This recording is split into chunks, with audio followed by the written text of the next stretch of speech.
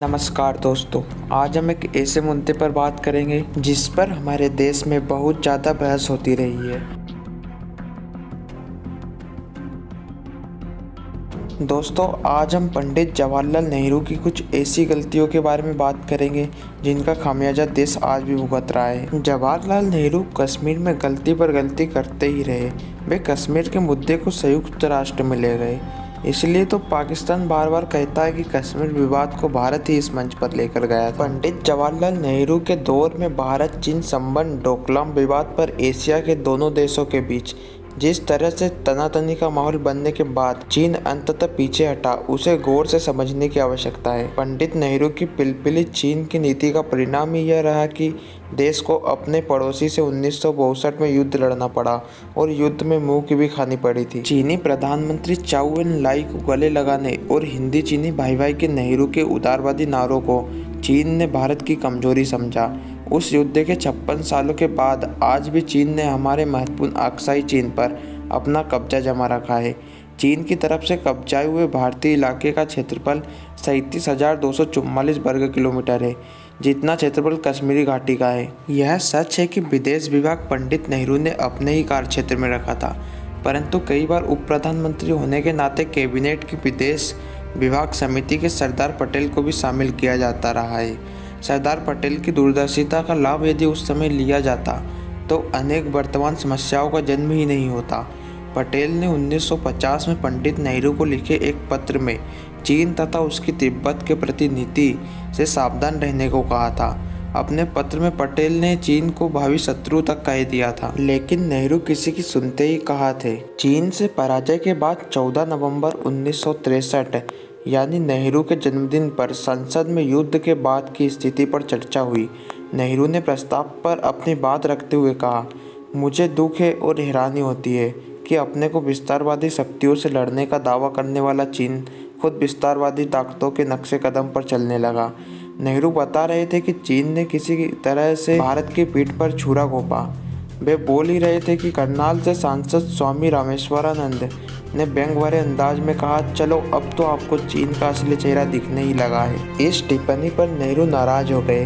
कहने लगे, अगर माननीय सदस्य चाहे तो उन्हें शरत पर भेजा जा सकता है। सदन को भी नेहरू जी की यह बात समझ नहीं आई। पंडित नेहरू प्रस्ताव पर बोलते ही जा रहे थे, तब एक और सदस्य H.V. कामत ने कहा, आप बोलते रहिए, हम बीच में व्यवधान नहीं डालेंगे। अब नेहरू जी विस्तार से बताने लगे कि चीन ने भारत पर हमला करने से पहले कितनी तैयारी की हुई थी। इसी बीच स्वामी रामेश्वरानंद ने फिर तेज आवाज में कहा, मैं तो यह जानने में उत्सुक हूँ कि जब चीन तैयारी कर रहा था तब आप क्या कर रहे थे। अब नेहरू जी आपा खो बैठे और कहने लगे, मुझे लगता है कि स्वामी जी को कुछ समझ नहीं आ रहा। मुझे अफसोस है कि सदन में इतने सारे सदस्यों को रक्षा मामलों की पर्याप्त समझ नहीं है। यानी जिस नेहरू जी को बहुत डेमोक्रेटिक व्यक्ति सिद्ध करने की कोशिश होती रही है, वह दरअसल छोटी सी आलोचना झेलने का मादा भी नहीं रखते थे। अपने को कूटनिरपेक्ष आंदोलन का मुखिया बताने वाले नेता चीन के साथ संबंधों को मजबूत करना तो छोड़िए, संबंधों को सामान्य बताने में भी मात खा गए। ना जाने कहाँ चली गई थी उस वक्त उनकी विदेश मामलों में कथित पकड़। कश्मीर विवाद तो नेहरू के सरासर जिद्दीपन की ही देन रहा है। पाकिस्तान सेना ने 22 अक्टूबर 1947 को कश्मीर पर हमला बोला। कश्मीर सरकार के बार बार आग्रह के बाद भी नेहरू जी कश्मीर को पाकिस्तान से बचाने में देरी करते रहे। अंत में 27 अक्टूबर 1947 को हवाई जहाज द्वारा श्रीनगर में भारतीय सेना भेजी गई। भारतीय सेना ने कबायलियों को खदेड़ दिया। 7 नवंबर को बारामूला कबायलियों से खाली करा लिया गया था, परंतु नेहरू ने शेख अब्दुल्ला की सलाह पर युद्ध विराम कर दिया। अगर नेहरू ने यह ऐतिहासिक गलती न की होती तो सारा कश्मीर आज हमारे पास होता। यह बात पहली ही है कि जब पाकिस्तान के कबायली हमलावरों को कश्मीर से खदेड़ा जा रहा था, तब नेहरू को संघर्ष विराम करने की इतनी जल्दी ही क्या थी। नेहरू की उसी भूल के कारण आज भी मुजफ्फराबाद, पूंछ, मीरपुर, गिलगित आदि क्षेत्र पाकिस्तान के पास है। ये सभी क्षेत्र आज पाकिस्तान में आज़ाद कश्मीर के नाम से जाने जाते हैं। कश्मीर को पाकिस्तान से बचाने वाली भारतीय सेना की उस टुकड़ी का नेतृत्व भारतीय सेना के अफसर S.K. सिन्हा ही कर रहे थे, जो बाद में जनरल और कश्मीर और असम के गवर्नर भी बने। उन्होंने एक बार बताया था कि नेहरू ने 1947 में सेनाओं को मुजफ्फराबाद जाने से रोक दिया था। मुजफ्फराबाद अब पाकिस्तान अधिकृत कश्मीर की राजधानी है।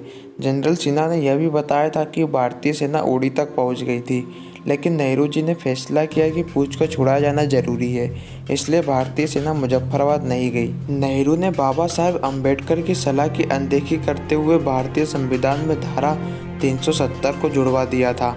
यह उन्होंने अपने परम प्रिय मित्र शेख अब्दुल्ला की सलाह पर किया था।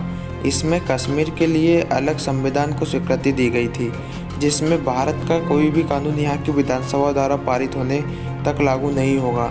यानी उन्होंने देश में 2 संविधान का रास्ता बनाया, जो देश के पहले प्रधानमंत्री ने देश को कई असाध्य समस्याओं में फंसा दिया था। पंडित नेहरू के प्रधानमंत्री काल के दौरान चीन से सम्मान और अपनी भूमि खोने वाले मोदी जी के नेतृत्व वाले भारत ने डोकलाम में चीन की औकात समझा दी थी। डोकलाम विवाद पर भारत को 1962 की बार बार याद दिलाने वाला चीन इस बार पीछे मुड़ गया था। याद नहीं आता जब चीन ने इस तरह से कभी रक्षात्मक रूप अपनाया हो। वो डोकलाम पर मात खाने के बाद चुप हो गया। इसे कहते हैं पुनर्मुशिको भाव। उसे समझ में आ गया था कि यदि उसने इस बार तनातनी की तो इसे बहुत कसकर मार पड़ने वाली है, और चीन वहीं पर दबकर रह गया। तो दोस्तों, ये थी पंडित नेहरू की कुछ ऐसी गलतियां जो भारत को आज भी खलती है। अगर आपको वीडियो पसंद आई तो वीडियो को लाइक, कमेंट और चैनल को सब्सक्राइब जरूर कर दे, और वीडियो को लास्ट तक देखने के लिए आपका बहुत बहुत धन्यवाद। मिलते हैं किसी नए टॉपिक के साथ अगले वीडियो में। जब तक के लिए जय हिंद, जय भारत।